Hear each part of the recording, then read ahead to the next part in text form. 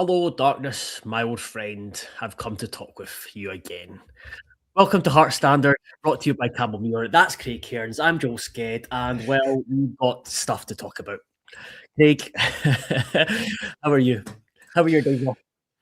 Are we gonna be sort of showing the two different what's the duality of man here? You being depressed and me just being like, nah, we'll move on, we'll move on. Yeah, Smile because it happened. Don't cry because it's over. yeah. That's a nice way to look at it. Nice way to look at it. So yeah, let's just get into it. If you if you thought the last 2 weeks couldn't get much worse, then I think we've discovered that Hearts fans are not allowed to enjoy a good successful season. They're not allowed to enjoy or have nice things. There has to be an element of what's the right word? A dose of reality, like something like that. Yeah, there has to be.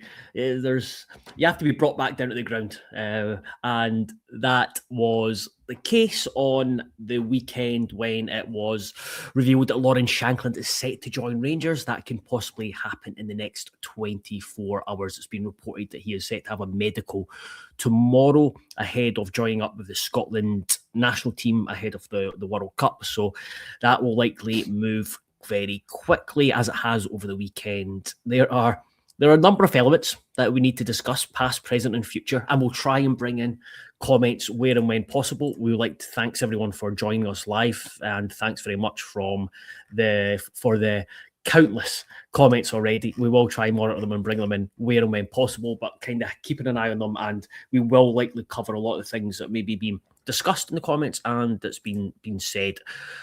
But we'll start with them moving to Rangers. Craig, how big a blow is losing Lawrence Shankland? Not just losing Lawrence Shankland, but losing him to a rival. I mean, it is. It's definitely a blow. There's no kind of dressing it up. But we were told not to get attached to players. I think that applies to Shankland as much as it applies to other players, I guess. Even though it seemed like this was maybe a wee bit different. I think where the annoyance for a lot of people comes from is the fact that they thought it was Hearts' player for 3 years, or somebody would have to buy that contract out, and people not being aware of the of the break clause, where most of the negativity seems to be coming from. I know that there's still some negativity towards them, like going to a rival and that kind of thing. But I mean, Rangers and Celtic are always going to strengthen or look to strengthen every summer. I don't think that's something to be necessarily worried about. But yeah, I can understand the reasons. But I think that Hearts were always going to move on at some point from so-called legacy players, and I think that it's just going to have to be accelerated a wee bit now, especially given, I suppose it's a big blow on top of the entire spine of the team not being available for the start of next season, it seems. But yeah, there's no, you can't dress it up as anything other than a blow. But there's certainly a lot to look forward to, I would say. We'll kind of look at kind of what Hearts will have to do to replace them, etc., etc. You mentioned the fan feeling around the break clause and just the way it happened. I mean, I can get why fans are miffed, not just the fact that it is the break clause, and also the fact that it was announced as a 3-year deal. So the two sides of it is taking the break clause to begin with. And I believe that was a concession that had to be made to sign for Lawrence Shankland to re-sign. And the way I look at it is, if you were offered last summer, like Shankland would sign, he would score 20 goals, he'd be arguably the most important player in the team, he would lead a title charge, and Hearts would qualify for the Champions League, but he would leave for free in the summer to Rangers. I think a lot of people would have accepted that. And going back to last summer, Dennis McInnes was really, really keen to sign Lawrence Shankland because he knew how important that Lawrence Shankland was going to be to the team, and how how much easier it would be for him, as a head coach, to have someone like Shankland. He was a big part of a big piece of that puzzle, and not just the goals, but the leadership. He felt that he could get the right players around him, and he just knew that having Lawrence Shankland as a focal point was going to be massive. So I can understand the why the club were so keen, and why McInnes was so keen to re-sign him. And if that's what was required, then looking back in hindsight, it's like you do it because of the season that we just had. Then you get to this side of it where it's the 3-year deal. When it was a 3-year, it was, like a lot of people said, it's essentially a 1 year with a 2-year option. It was a 3-year deal. It was like there's no options there. All it was there's a clause in it that if taken up before a certain time, then it was a break in the contract. If it wasn't, then it would have just, the 3-year would have just continued. The same way as that you could have like a 5-year deal, but then have a minimum fee release clause or any other number of clauses. And if those conditions are met, then the contract can be broken. So I don't think Hearts were necessarily being duplicitous with it. They maybe just weren't being fully upfront with all the details, but clubs aren't fully upfront with all details in every contract. So That's the thing. It's like it's yes, in an ideal world, we would know about this in advance, but there's very rarely that, like, a lot of deals, contracts come with clauses, and very rarely do clubs outright say what these clauses are.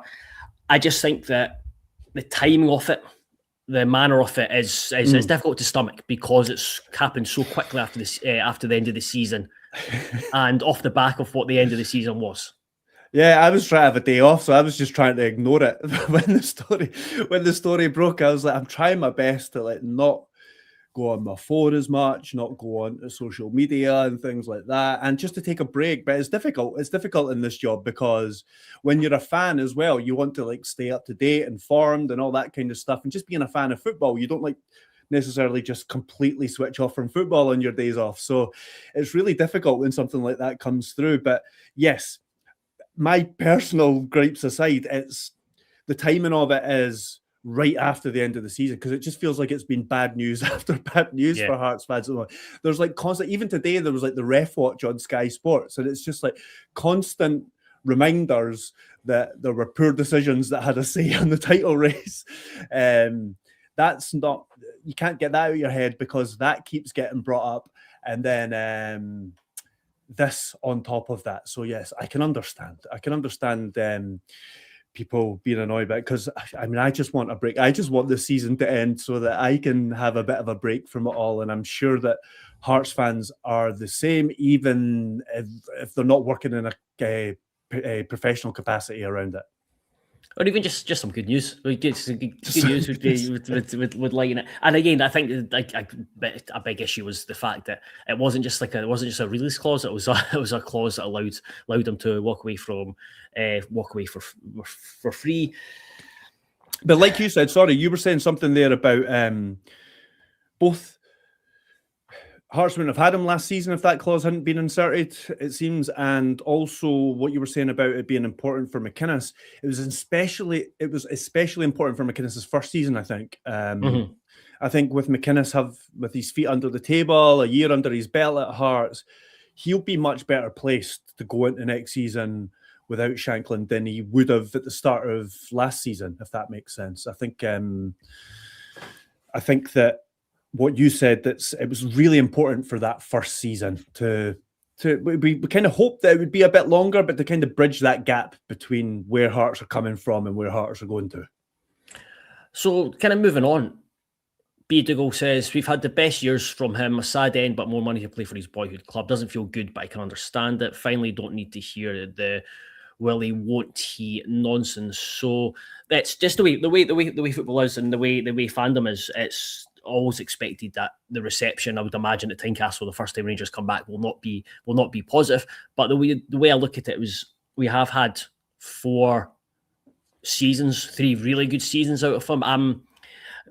The way I look at it is, I'm actually surprised we got 4 seasons out of him. I mean, after his 31 goal campaign, I thought it was a given that someone would. I thought it was mental that no one really came in and pushed the ball out for him. And then even yet last summer when he was off the back of a poor season, I still thought on a free deal that there should have been clubs kind of lining queuing up out the door to sign him, but that wasn't the case. So it's difficult because I view him as I'm a 27-year-old man, so it's wrong to kind of have like probably big favourites now, but I think he'll go, for me personally, go down as one of my all-time favourite Hearts players just because I've enjoyed watching him so much. I think he's given us so many great memories, so many great goals. He's helped us finish top 4 3 seasons out of 4. He's been a key part of that. There's been a reliance on him. So yeah, I have, just because rate him so highly, and that's kind of looking at it from a more positive side of things. But yeah, if it was maybe me 20 years ago, I'd be absolutely spewing. Yeah, exactly. And we have to keep a bit of professionalism about it rather than just throwing our toys out of the pram, even if that's what we want to do. So sorry, Craig. I need to clarify. I think I said I was 27, and I meant to say 37. So sorry. It's been it's been long. It's been long days. No, you're fine. I can't remember what was the question. No, I was just saying that I'm looking at it from a more positive side. That I was gutted that he's gone from a fan perspective and how big a blow he will be. But if I would imagine if I was 27 or maybe 17, I would have been more spewing.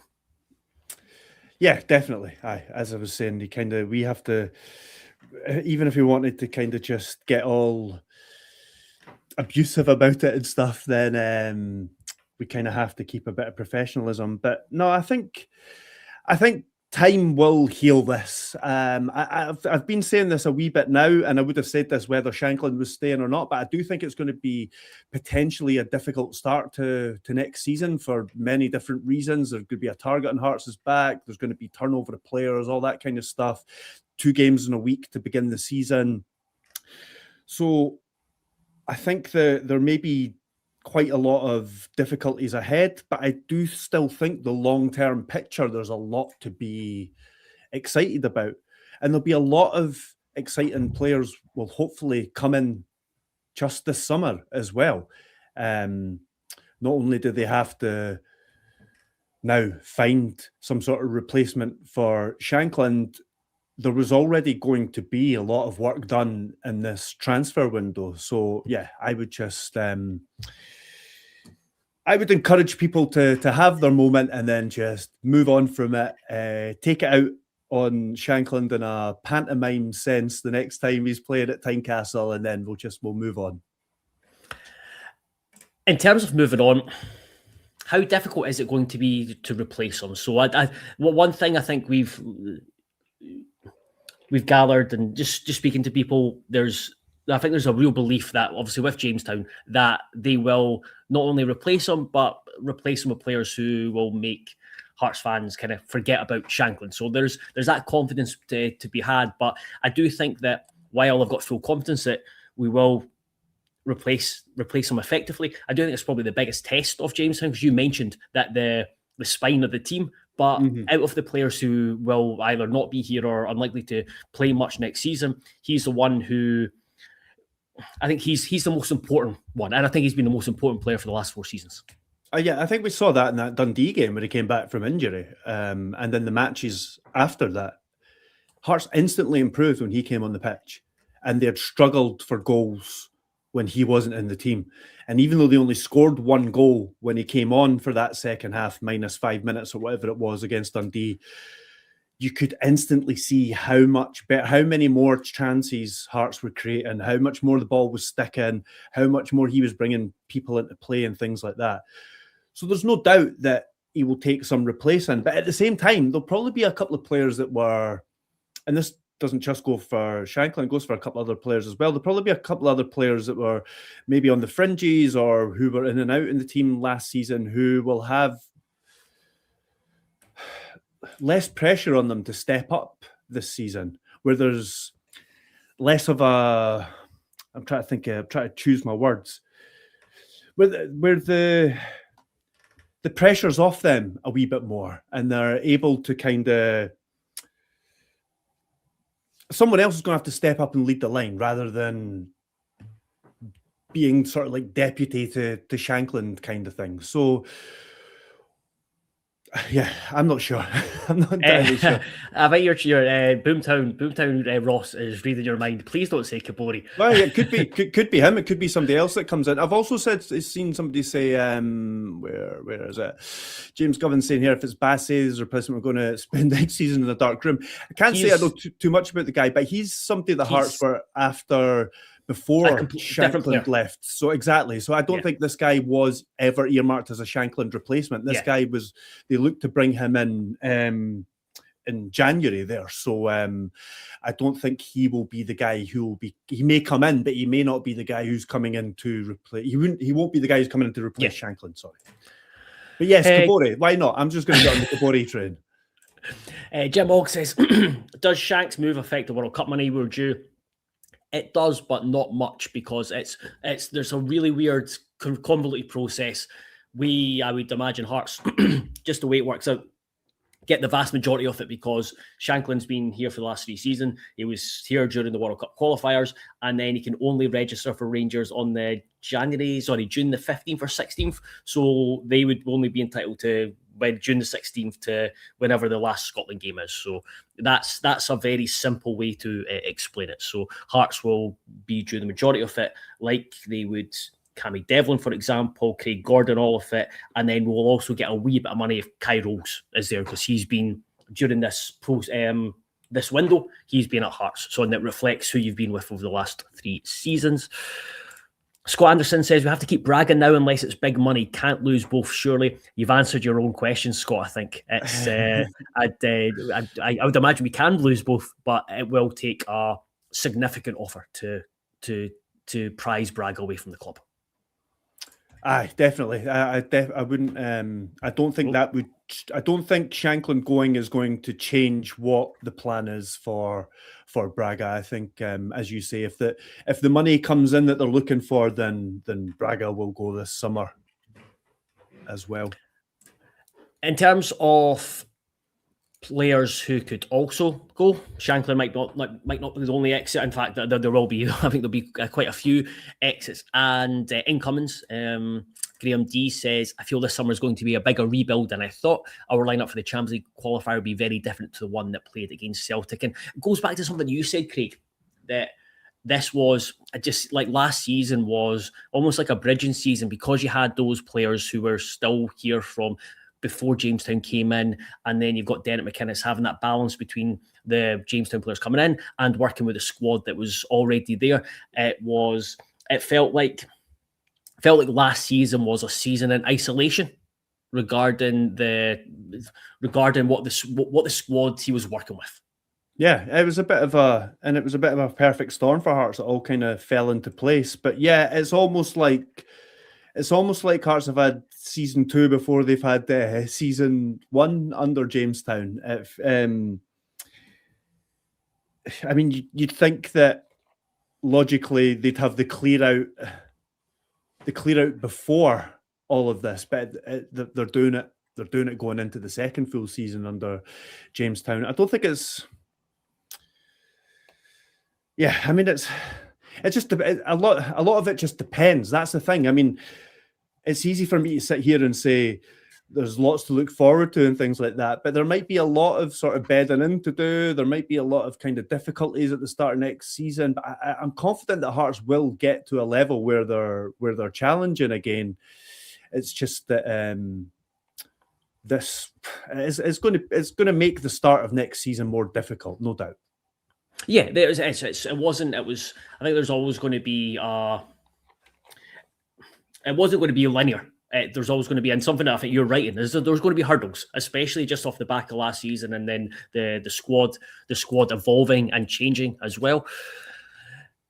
Before we move on to the next topic, Campbell Muir is a specialist search firm operating in the UK and US insurance markets, placing senior insurance professionals into some of the world's top brokerages. You can find them at www.campbell-muir.com, who are, of course, our sponsors.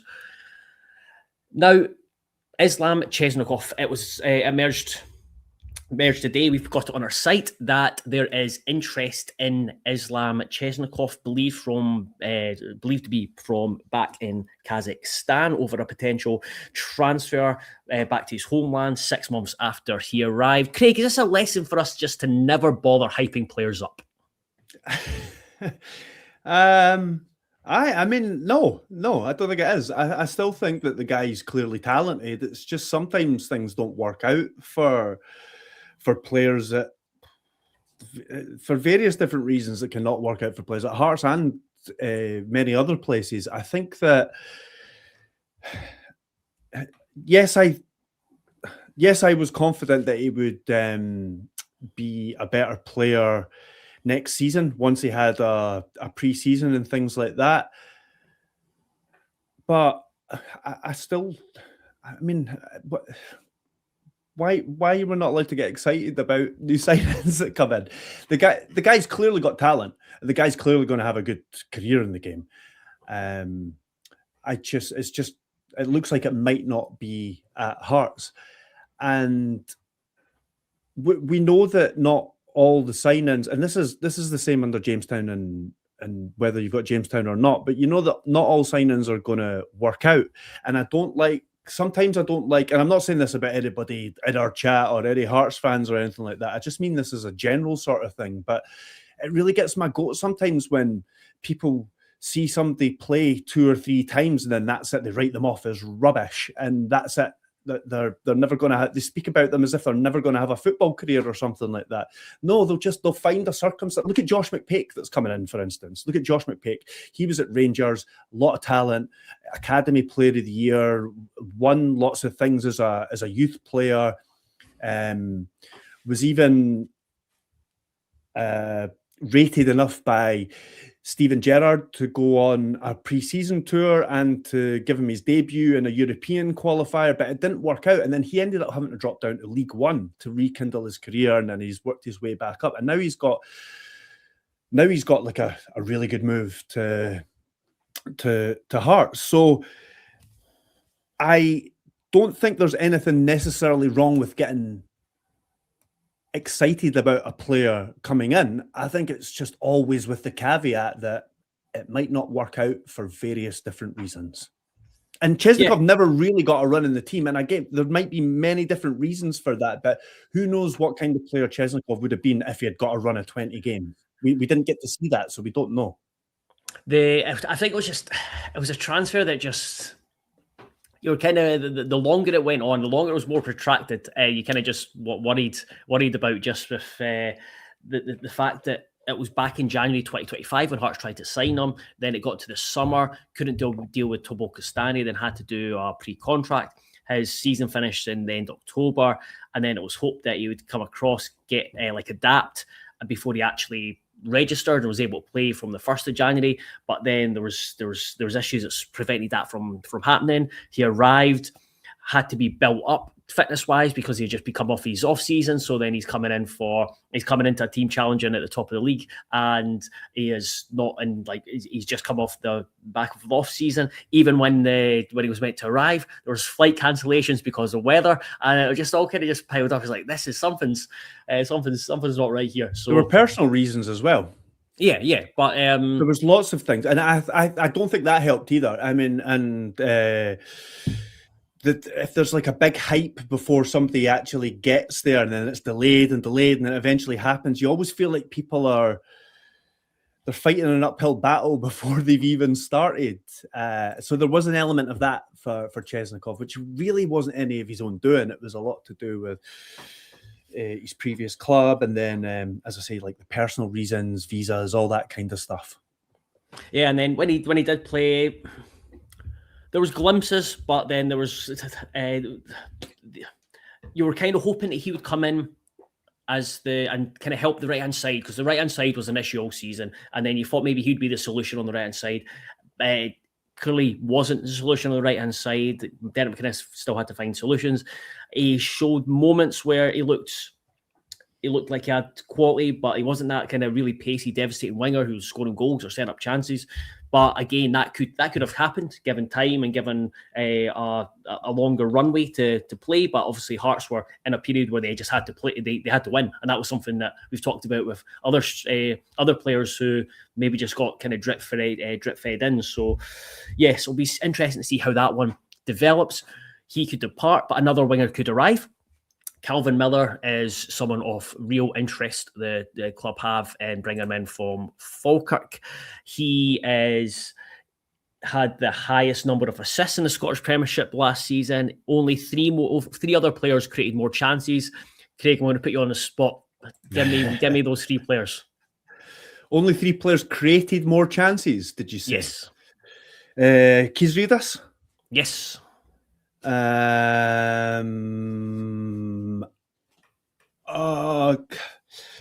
God, this is. Oh, I don't know, man. I don't know. So I don't want to go. I don't want to give too much dead air. Do you say a Rangers player? Yeah, Rangers player and a Dundee United player. Rangers players obviously always create chances. Is it Fata? Amir Fata? Will Ferry. He was out enough. Will Ferry? Wow. Will Ferry, yeah. Does this include set pieces? Must, yeah, it does. Right, okay. Well, that's why I didn't think of Tavernier either. So Calvin Miller is someone the club are keen on. It was reported by the Daily Record that no offer's been made to Falkirk, or Falkirk said they've not received any offer, but Hearts are keen to bring him in. I think there are a number of clubs who are interested in him as well. He would be a very good signing. He would be a signing that just like he's ready to plug in and play. He is similar to when you talked about Josh McPake, is that he broke through, I think it was under Brendan Rodgers, didn't really work out, and he had to go backwards to go forwards again. He was excellent for Falkirk in the League One and Championship, scored double figures in both seasons, was player in the PFA Team of the Year in both of those seasons, and then he was arguably Falkirk's, or certainly one of Falkirk's best players last season as they finished top 6. Yeah, exactly. And I have faith. I've seen some people turn their nose up at this and at the McPake one and things like that, but I have faith in Jamestown identifying players in Scotland after seeing what Harry Milne has done. I want more Harry Milnes, basically. So yeah, I'm happy for somebody like, even if they're at the latter stages of their career, either in or just exiting their peak years or towards the latter stages of their career, I still think there's obviously something that Jamestown has identified that can work for Hearts. And crucially here, as Steve91 says, he has followed Hearts on Instagram. So read into that what you will. A couple others will just on the back of our discussion with wingers. Ryan Lynn, free my guy Kurjota. He's another one who I think next season, I think him, Kabori, Magnuson are guys that you're looking to step up and become more central figures. Altona as well, yeah, absolutely. Depending on which position he's going to be played in. Central midfield. Yeah. He's looked good there. Do we know any updates on Neuenhoff? He's been out for so long. He wasn't ready to play at the end of the last season, so I think this will be a big summer for him, whether it's a pre-season at Hearts or a move elsewhere, because I think he's still got a couple of years left on his deal. And finally, Craig, the other player that, well, Hearts playing linked to a number of players who are making progress on a few, but one of which is Malachi Fagan Walcott. You are somewhat familiar with the player, covered him for Dundee and Dunfermline?